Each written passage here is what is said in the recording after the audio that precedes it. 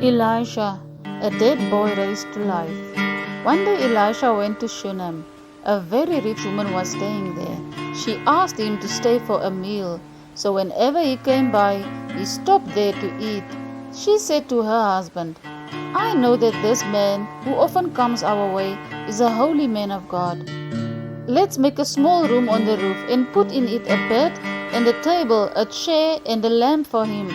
Then he can stay there whenever he comes to us." One day when Elisha came, he went up to his room and lay down there. He said to his servant Gehazi, "Call the woman." So he called her, and she stood before Elisha. Elisha said to Gehazi, "Tell her, you have gone to all this trouble for us. Now what can be done for you? Can we speak on your behalf to the king or the commander of the army?" She replied, "I have a home among my own people." "What can be done for her?" Elisha asked. Gehazi said, "She has no son, and her husband is old." Then Elisha said, "Call her." So he called her, and she stood in the doorway. About this time next year, Elisha said, "You will hold a son in your arms." "No, my lord," she said. "Please, man of God, don't lie to me." But the woman became pregnant, and the next year about that same time she gave birth to a son, just as Elisha had told her. The child grew up, and one day he went out to his father. He said to his father, "My head, my head." His father told a servant, "Carry him to his mother." After the servant had lifted him up and carried him to his mother, the boy sat up on her lap. The boy sat on her lap until noon, and then he died. She went up and laid him on the bed of the man of God, then shut the door and went out. She called her husband and said, "Please send me one of the servants in a donkey so I can go to the man of God quickly and return." She saddled the donkey and set out and came to the man of God at Mount Carmel. When he saw her in the distance, Elisha said to his servant Gehazi, "Look, there's the Shunammite woman. Run to meet her and ask her, 'Are you all right? Is your husband all right? Is your child all right?'" "Everything is all right," she said. When she reached the man of God at the mountain, she took hold of his feet. Gehazi came over to push her away, but the man of God said, "Leave her alone. She is in bitter distress, but the Lord has hidden it from me and has not told me why." "Did I ask you for a son, my Lord?" she said to Elisha. "Didn't I tell you, don't raise my hopes?" Elisha said to Gehazi, "Tuck your cloak into your belt, take my staff in your hand and run. Don't greet anyone you meet, and if anyone greets you, do not answer. Lay my staff on the boy's face." But the child's mother said, "As surely as the Lord lives and as you live, I will not leave you." So Elisha got up and followed her. Gehazi went on ahead and laid the staff on the boy's face, but there was no sound or response. So Gehazi went back to meet Elisha and told him, "The boy has not awakened." When Elisha reached the house, there was the boy lying dead on his couch. He went in, shut the door on the two of them, and prayed to the Lord. Then he got on the bed and lay on the boy, mouth to mouth, eyes to eyes, hands to hands. As he stretched himself out on him, the boy's body became warm. Elisha turned away and walked back and forth in the room, and then got on the bed and stretched out on him once more. The boy sneezed 7 times and opened his eyes. Elisha called Gehazi and said, "Call the Shunammite woman." And he did. When she came, he said, "Take your son." She came in, fell at his feet, and bowed to the ground. Then she took her son and went out. The son was alive. My dear little friends, Auntie has another story also to tell you of Elisha. There was a famine in the land. Sometime later, Ben-Hadad, the king of Aram, called his whole army and marched up and took captive Samaria. There was a great famine in the city. Now, my friends, a famine is when there is no food in the land. As the king of Israel was passing by on the wall, a woman cried to him, "Help me, my lord the king." The king replied, "If the Lord does not help you, where can I get help for you?" Then he asked her, "What's the matter?" She answered, "This woman said to me, 'Give up your son so we may eat him today, and tomorrow we'll eat my son.' So we cooked my son and ate him.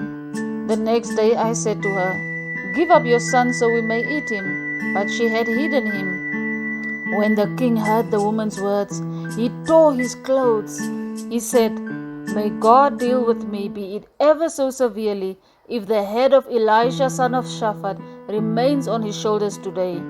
My little friends, the king wanted to kill Elisha because Elisha was the one who said that it will not rain. But Elisha was only saying what God told him to say. And because it did not rain, there was no food in the land. Now Elisha was sitting in his house, and the old people were sitting with him. The king sent a messenger ahead, but before he arrived, Elisha said to the old people, "Don't you see how this murderer is sending someone to cut off my head? Look, when the messenger comes, shut the door and hold it shut against him. Is not the sound of his master's footsteps behind him?" While he was still talking to them, the messenger came down to him. The king said, "This disaster is from the Lord. Why should I wait for the Lord any longer?" Elisha replied, "Hear the word of the Lord. This is what the Lord says. About this time tomorrow, the price of food will be very cheap at the gate of Samaria." The officer on whose arm the king was leaning said to the man of God, "Look, even if the Lord should open the floodgates of heaven, could this happen?" Elisha answered, "You will see it with your own eyes, but you will not eat any of it." Now there were 4 men with leprosy. My friends, leprosy is someone with sores all over their body. These 4 men were sitting at the entrance of the city gate. They said to each other, "Why stay here until we die? If we say we'll go into the city, the famine is there and we will die. And if we stay here, we will die. So let's go over to the camp of the Arameans and surrender. If they spare us, we live. If they kill us, then we die." At night they got up and went to the camp of the Arameans. When they reached the edge of the camp, no one was there. For the Lord had caused the Arameans to hear the sound of chariots and horses and a great army, so that they said to one another, "Look, the king of Israel has hired the Hittite and Egyptian kings to attack us." So they got up and fled and left their tents and their horses and donkeys, food and clothes. They left the camp as it was and ran for their lives. The men who had leprosy reached the edge of the camp, entered one of the tents, and ate food and drank. Then they took silver, gold, and clothes and went off and hid them. They returned and entered another tent and took some things from it and hid them also. Then they said to each other, "What we are doing is not right. This is a day of good news, and we are keeping it to ourselves. If we wait until tomorrow, punishment will overtake us. Let us go at once and report this to the royal palace." So they went and called out to the city gatekeepers and told them, "We went into the Aramean camp and no one was there." The gatekeepers shouted the news, and it was reported within the palace. The king got up in the night and said to his officers, "I will tell you what the Arameans have done to us. They know we are starving, so they have left the camp to hide in the countryside, thinking, they will surely come out, and then we will take them alive and get into the city." One of his officers answered the king, "Have some men take 5 of the horses that are left in the city, so let us send them to find out what happened." They went and found the whole road full of clothes and equipment the Arameans had thrown away when they ran away. So the messengers returned and reported to the king. Then the people went out and plundered the camp of the Arameans.